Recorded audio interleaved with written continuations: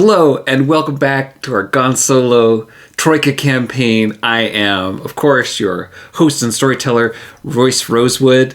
And oh my gosh, I am so excited to find out what happens because I don't know. I don't know where we're going. We just never know what's going to happen. So as a recap on our last episode, we have our new heroes, Dragogg and Goldbone, and they were trapped in the past in the heyday of Diaprise, which used to be the large city in this area.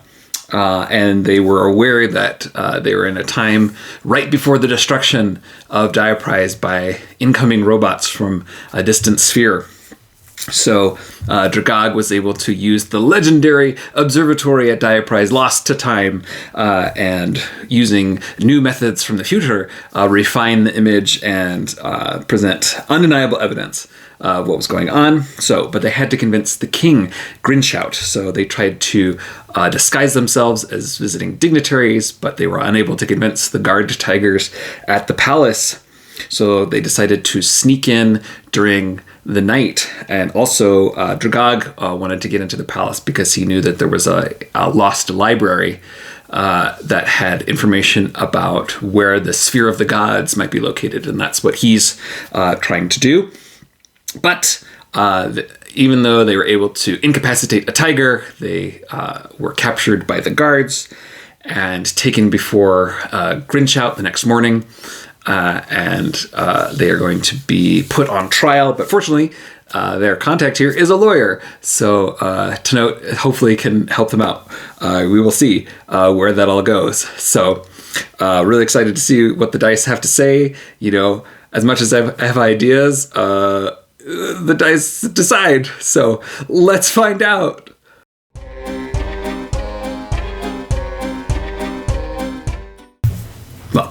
There is great consternation in the court as they have just made the request to note the lawyer to be brought in. So a messenger is sent, and it takes some time, and so maybe they take care of a couple of their administrative things, other issues before, and then to note is brought in. And she's like, "What's going on? You didn't come home last night. We didn't know what had happened. We assumed the worst." And Dragogg says, "Well, turned out we are in need of a lawyer, and you are the lawyer that we know. So please help us make our case. Do whatever you can to help us get out of this situation. Is there anything that you can do?" And Goldbone says, "Well, this is our chance. We can talk to the king. We can make our case." And Tenote says, "I don't think that's a good idea. He already hasn't listened to my appeals." And Dragogg says, "Yes, but we have new evidence now. Evidence that you didn't have before." And Tenote says, "Well, I'll see what I can do." So she goes before the court. And she says, "Your Majesty, I know what this may look like, to have people, and at least one of them dressed as an assassin, sneak into your palace under cover of night. But I can assure you, they were not planning on assassination. In fact, these were the lengths that they had to go to present you with evidence, undeniable evidence, that the claims that I made even yesterday are true. That there is, in fact, machines from a distant sphere heading straight for Diaprise, coming to destroy us all." And the court sort of titters and laughs. And Grinshout says, "You really never give up, do you, Tenote? Well, I feel sorry for your clients that they have you as a lawyer, because you are obviously deranged and seeing visions and things that do not exist." Dragogg says, "But we have seen them. We have all seen them with our eyes. We have refined the observatory. We have new evidence. And anyone who wishes could come to the observatory and see with their own eyes. Would you Your Majesty, consent to seeing this. And Grinshot says, who do you think I am? If I had to chase down every rumor, every problem, every danger to see if it was true, what would I have time left to do? Nothing. As a monarch, my time is valuable and precious, and I can only concern myself with those things that are most pressing and most real. And unfortunately, machines from a distant sphere, while plausible, our explorers have seen many strange things. The idea that they would come here to destroy us, I find frankly insulting to my intelligence and my time. So if you have a case to make, go ahead and make it, because you are both accused of assassination, attempted assassination, and the penalty for that is death. So, to note, says, if I may make a motion to delay this case so that I may put together a case for my clients. And yeah, so we'll give her a lawyering skill of 6, say, and if she rolls under, she's able to do that motion. Delay. Oh, she rolled a 6. Okay, great. All right. So she's able to delay the case.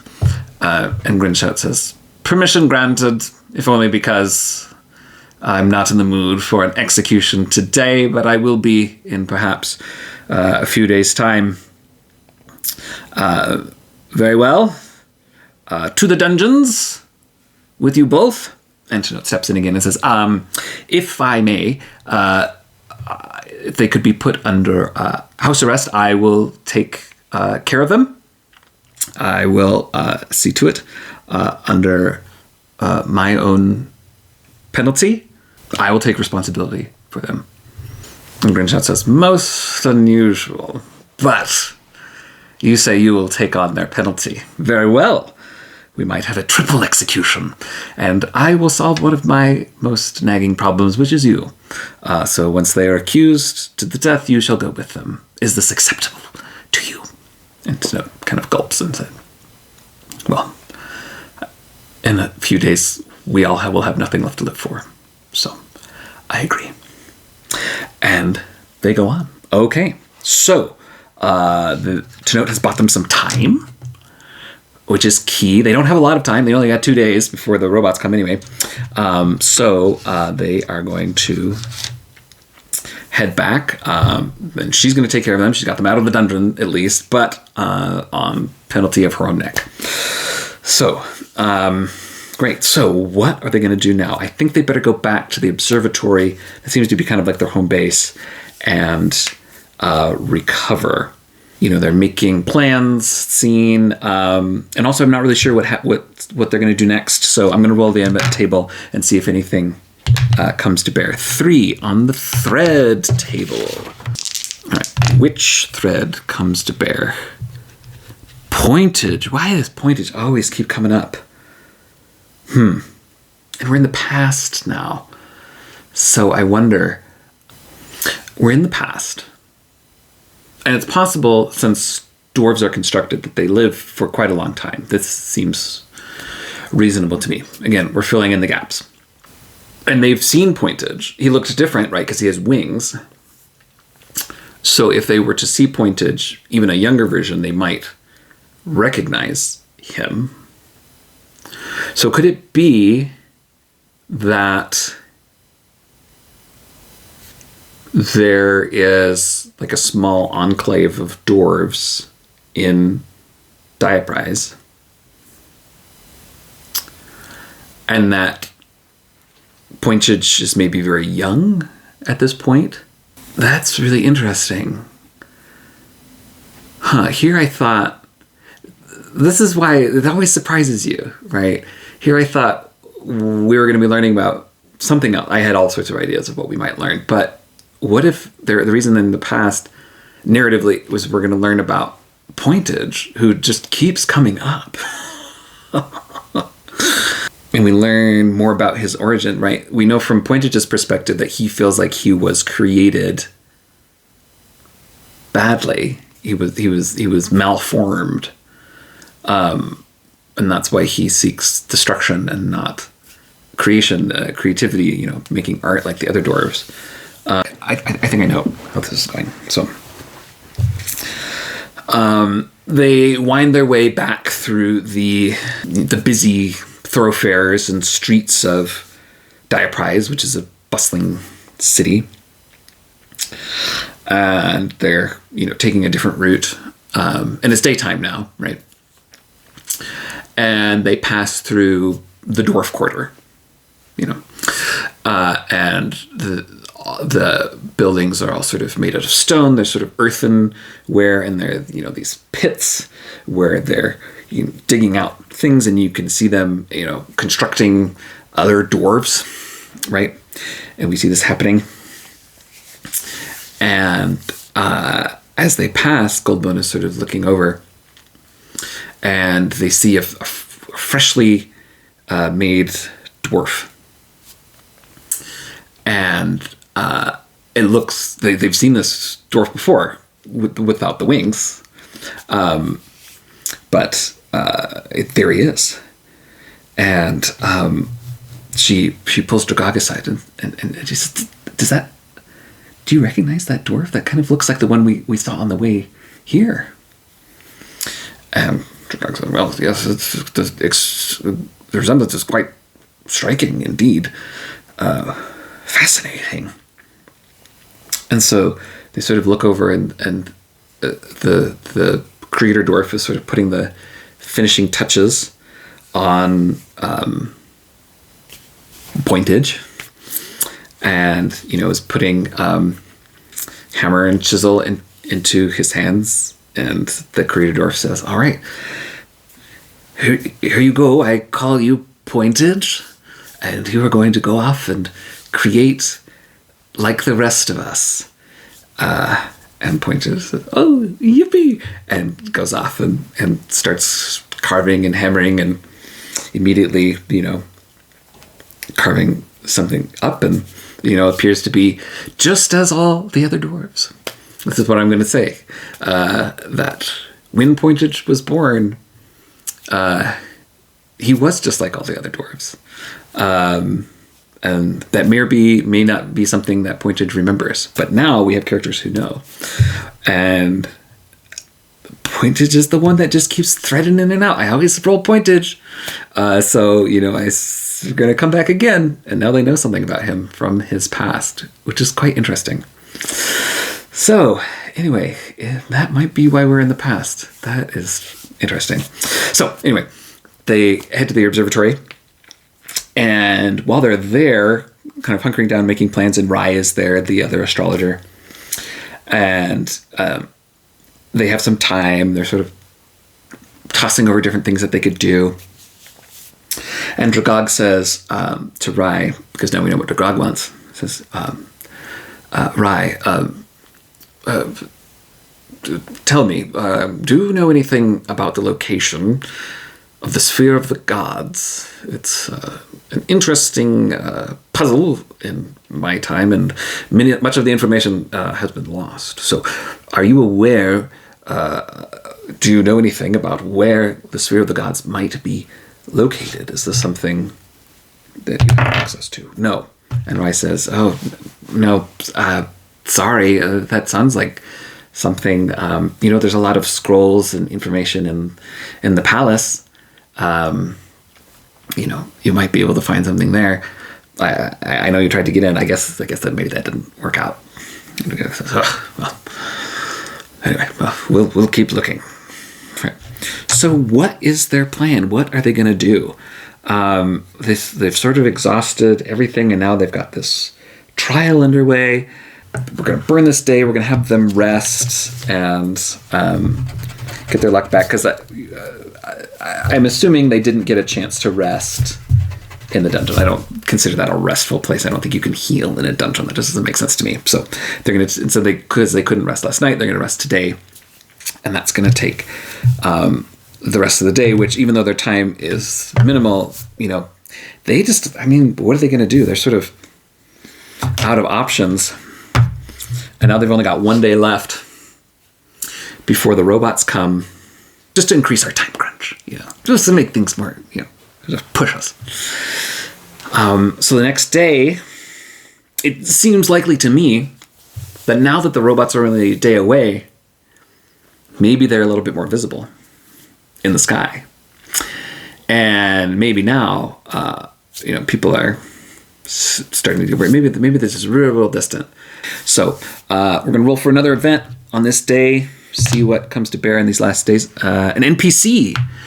Okay, well, this is going to get real weird because most of our NPCs are in the past. So we'll see what else we learn, what else comes to bear on our situation. 26. To note. Well, to note's already there. So what's going on with to note today? A crab. Today is the day that they're supposed to go on trial, I think. Yeah, we'll say today's the day of the trial. She's been preparing. But she wakes up and she's just exhausted. She's crabby, if you will. She can see the robots in the sky very faintly. You have to know where to look, but they're coming.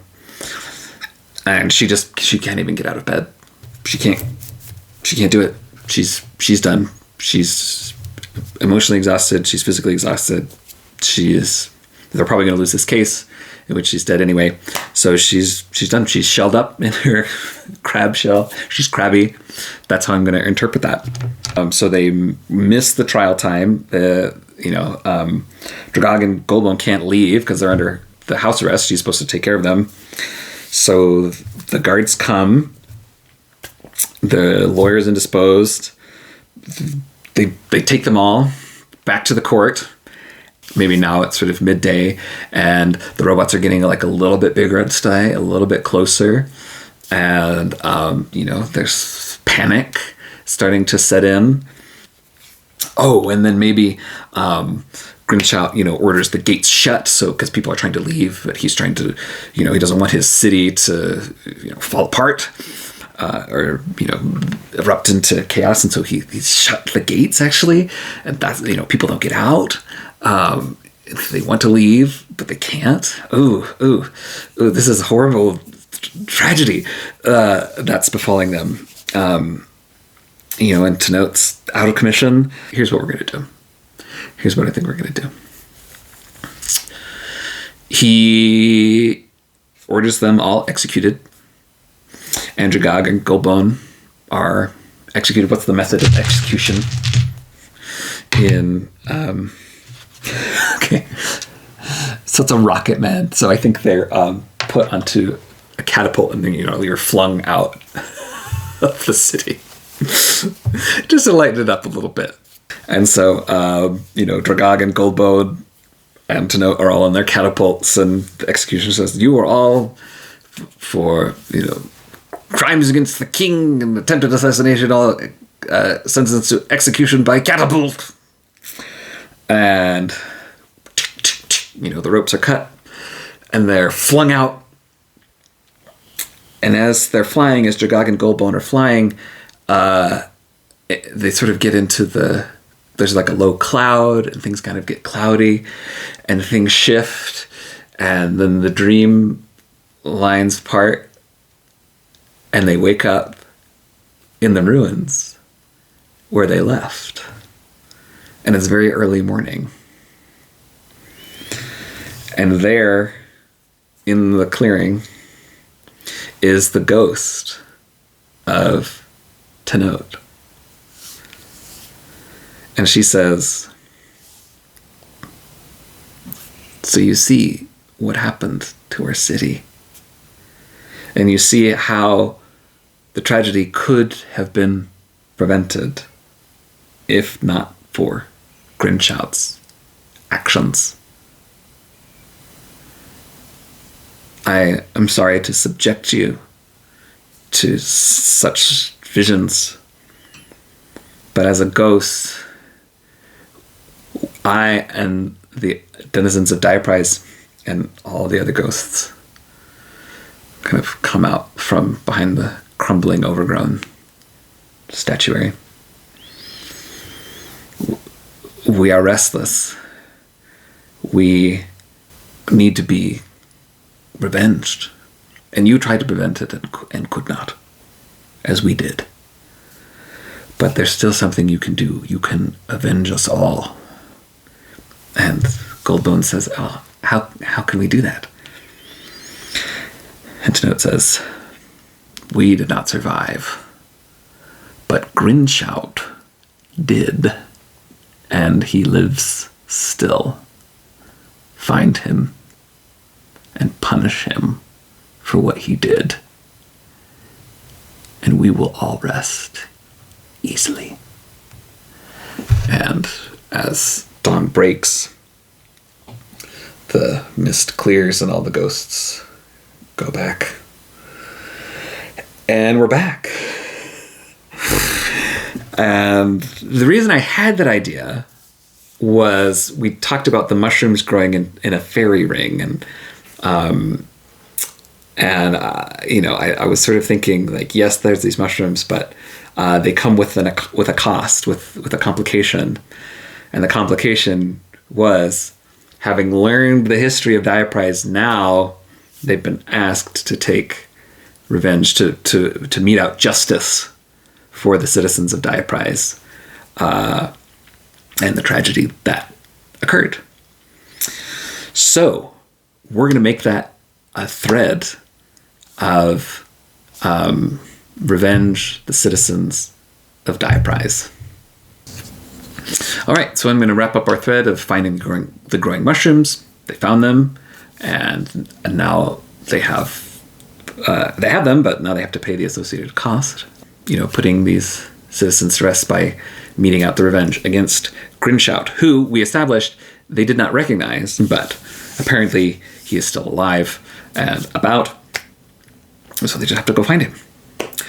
So, what are they going to do? Remember, they came to find these growing mushrooms as a tool in their search for the balloon beast egg, right? Which they still have no leads on. So, Dragogg says, well, we've got what we came for, and hopefully this will be an excellent tool. What do you think, Goldbone, about what the ghosts have asked us and the ghostly visions that we saw from the past? Goldbone says, well, I don't see what choice we have. These people were treated terribly, locked into their own city by a wizard king who totally ignored their requests and the danger that befell them. We have to find this wizard. Dragogg says, well, I am no wizard hunter. I think we need to focus on this balloon beast egg. Goldbone says, okay. All right, we'll stick to that, but we'll keep our eyes out for any signs of Grinshout. Dragogg says, I agree. All right, so they're going to head back to Troika along the river, right, that we established, and they pass by the theater. So anything happen of note on their way back? 6. Oh, roll on the point of interest table. Okay, I will do that. 31. The barracks. So maybe they take a different route, just to see some of the scenery. And they pass by what I assume is the abandoned barracks, right, from Diaprise. Any clue? Any sort of... okay, so we've got an alien. Oh, Okay, so what I think this means is as they come along on this other route, through the much overgrown ruins of Diaprise, sometimes it just seems like fields, but then every now and then there's a destroyed wall or a little path. Oh, there was a road here, it mostly just looks like a field, but there's little bits stuck up every now and then they come across, this long barrier, this, fortified wall. And then they notice that there's, this piece of a machinery. One of the machines was destroyed here. And they see it, and they see the evidence of the battle that took place. I wonder does Dragogg want to study anything about this? Is there any other sort of extra clue that he's able to determine, anything he's able to calculate with his mathemology about this machine? Does he learn anything? Okay, great. Based on his calculations, he can tell that these machines could not have operated as machines. In fact, they are the work of wizardry. Could that be Grinshout himself? Another wizard? We don't know. And on that sort of ominous note, we will stop there. Thanks so much for tuning in and sticking around. If you want to find out what happens next, subscribe and even do that little bell and you'll find out right away. It's great. Otherwise, please share these videos with someone who you think might enjoy them. If you're enjoying them, obviously you've got this far, right? You're into it. So tell your friends. Why not? Great. Thanks so much. So this is Science Fantasy Awesome, but you're awesome.